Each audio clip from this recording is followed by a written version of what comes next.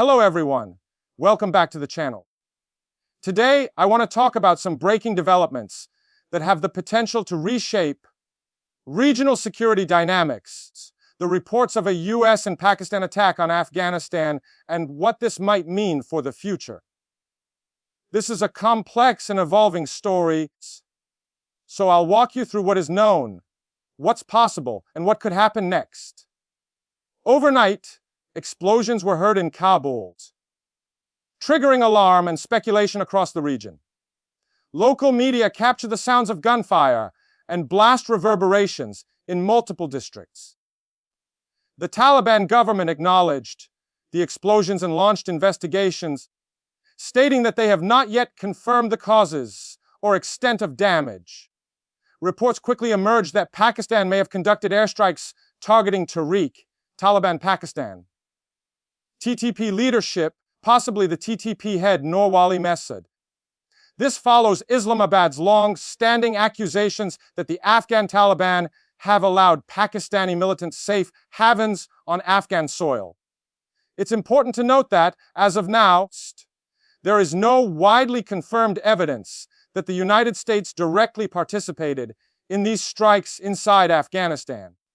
But the notion of a joint action, whether real or rumored, is enough to raise fears of escalation and a possible return to broader conflict. The surrounding rhetoric is growing rapidly. Pakistan has repeatedly condemned militant attacks that cross its border and has urged the Afghan government to act. On its side, the Taliban leadership insists it will probe any violation of sovereignty and has already vowed consequences if culpability is established. To understand why tensions are erupting now, we need to look at the recent history between these countries. Since the US withdrawal from Afghanistan in 2021 and the Taliban's return to power, Pakistan has faced a resurgence of militant violence along its western frontier, with the TTP and allied factions blamed for many of those attacks. Pakistan argues that many of the militants operate from bases inside Afghanistan that enjoy protection or at least impunity.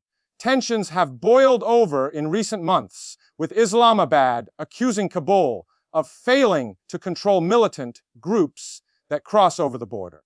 On October 9, credible reports say Pakistan launched airstrikes in Kabul, Jalalabad, and other provinces. Some local accounts claim the target was the TTP leader, Noor Wali Mehsud, though Taliban officials haven't confirmed that. Explosions around Abdul Haq Square in Kabul were widely reported, raising fears of civilian casualties. The Taliban government has called for investigations and threatened retaliation if violation of sovereignty is proven. In the days before this, Pakistan's military had already carried out operations claiming to have eliminated dozens of militants who were linked to attacks inside Pakistan. These operations, in the border regions and zones near Afghanistan, have long been part of Islamabad's counter-terror strategy.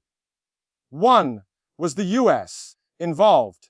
There is no credible confirmation at this stage if the US is engaged, whether directly or through intelligence support. That would mark a serious escalation. A US presence would raise international scrutiny, potentially provoke objections from Russia, China, Iran, and blowback from inside Afghanistan itself. On the other hand, if Pakistan acted alone, Pakistan may argue it was defending itself against cross-border terror sanctuaries. But unilateral strikes across an international border carry serious legal, diplomatic, and security risks. 2. How will Afghanistan respond? The Taliban may feel compelled to retaliate either through cross-border raids, harboring proxy forces, or diplomatic pressure. Kabul has existing grievances against Islamabad for past incursions and drone strikes, and could seek to push back or escalate depending on domestic and regional pressure. 3. What about Pakistan's internal security? While Pakistan is trying to show strong resolve against militant threats, there is always danger of blowback. Militants may strike deeper into Pakistani territory, increase insurgent activity or use this as propaganda to rally support. Pakistan will have to manage security carefully, balancing external operations with internal stability. 4. What role will regional actors play? Iran, China, Russia, and Central Asian states have interests in Afghan stability. If conflict intensifies, there could be pressure on both Islamabad and Kabul to stand down. Pakistan may seek diplomatic cover. Afghanistan may try garnering support from friendly states. The UN and global powers could call for restraint, impose sanctions, or mediate. 5th, how will the US view future engagement? Even if not directly involved now, the US has deep interests in Afghan stability, counterterrorism, and preventing a vacuum that could revive extremist networks. Washington could be drawn back into mediation, military support, or diplomatic intervention, especially if things spiral. 6th, what happens to civilians? Any aerial strike or attack in urban areas like Kabul risks significant civilian casualties and destruction. The Taliban's ability to contain damage or protect its citizens will be tested. Refugee flows, internally displaced populations, and humanitarian crises may increase. International humanitarian organizations will likely demand transparency, access, and safeguards. Finally, does this mark the start of a new war? It depends on how events unfold in the coming hours and days. If this remains a limited cross-border strike, it may stay contained. But if retaliation begins, alliances form, or foreign involvement deepens, then yes, this could develop into a wider conflict. Let me sketch 2 possible scenarios. In the first scenario, Pakistan admits conducting the strike, claims it targeted legitimate militant infrastructure, and the Taliban responds with diplomatic protest, but no military retaliation beyond symbolic actions or proxy attacks. De-escalation efforts succeed, casualties are limited, and the situation settles into heightened tension without full war. Pakistan repeats airstrikes occasionally, Afghanistan protests, but both avoid all-out conflict. In the second scenario, Afghanistan responds militarily, launching cross-border raids on Pakistani frontier zones, supporting insurgent attacks inside Pakistan, or even declaring reciprocity. Pakistan escalates further, maybe broadening airstrikes deeper into Afghan territory. The United States or other powers could intervene either in support or mediation. Regional blocs could pick sides, and the conflict could spiral. Civilian zones in Afghanistan and Pakistan may suffer heavily, destabilizing the region and prompting refugee crisis. Regardless of which path materializes, we're entering a very fragile moment. The idea of war is chilling, especially considering Afghanistan's tumultuous recent history.